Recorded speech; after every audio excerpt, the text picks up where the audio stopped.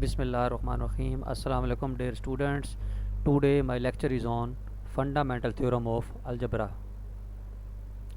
Prove that the fundamental theorem of algebra by using Liouville's theorem to reciprocal of the function. Statement of the theorem.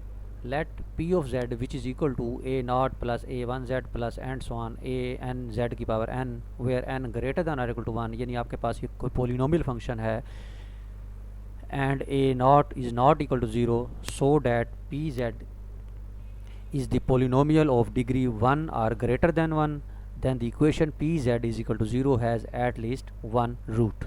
यानी अगर आपके पास कोई भी polynomial है polynomial of degree n है greater than 1 और equal to 1 and a not is not equal to 0 तो then वो कहते हैं कि जो pz है ये आपके पास जो इक्वेशन होगी इज इक्वल टू 0 ये has at least one real root contain करेगी.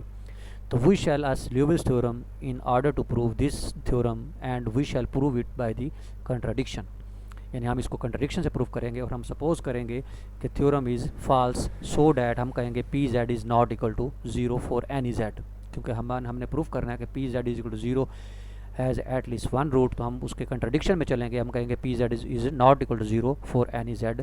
तो then the function F Z which is equal to 1 over P Z is analytic everywhere क्योंकि अगर P Z not equal to 0 है तो 1 over P Z जो होगा वो एनालिटिक फंक्शन होगा. आल्सो एफ जेड हम ले लेते हैं क्योंकि हमारे पास जो पोलिनोमियल दिया हुआ है पी जेड वो सारी बात है A naught plus A one Z इसी तरह ए एन जेड एन दिया हुआ है तो उसमें से हम जेड एन कामन ले लेते हैं तो 1 ओवर जेड एन बाहर आ जाएगा तो अंदर बचेगा A naught over Z N A one over Z N minus 1 plus and so on A N और ये अप्रोच करेगा 0 को जैसे जैसे जेड अप्रोच करेगा इन्फिनिटी को.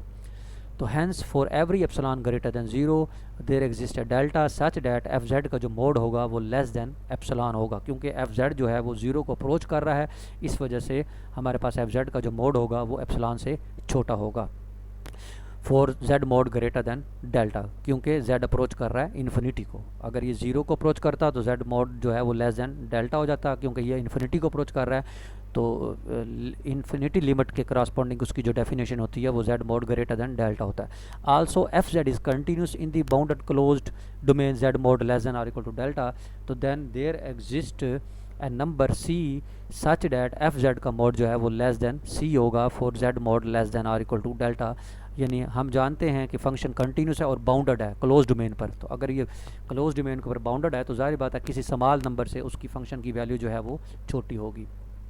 तो हम क्या करते हैं उस एप्सिलॉन में से और उस सी में से जो मैक्सिमम नंबर है वो हम कैपिटल एम लेट कर लेते हैं.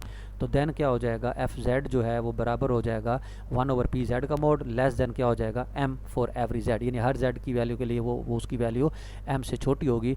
तो hence by Liouville's theorem function is constant यानी इसका मतलब है हमारे पास फंक्शन की वैल्यू जो है वो कांस्टेंट हो जाएगी ल्यूविल्स थ्योरम के मुताबिक. But P Z is not constant लेकिन पी जेड जो है वो कांस्टेंट नहीं है तो there for P Z must be 0. इसका मतलब है अगर ये इसका मतलब है क्योंकि हमें अकॉर्डिंग गिवन कंडीशन के मुताबिक ये फेल हो गया तो इसका मतलब है हमने कहा था पी जेड 0 नहीं है तो उसके उलट जो हुआ वो क्या हुआ P Z must be 0 for at least one value of Z then an equation has at least one real root.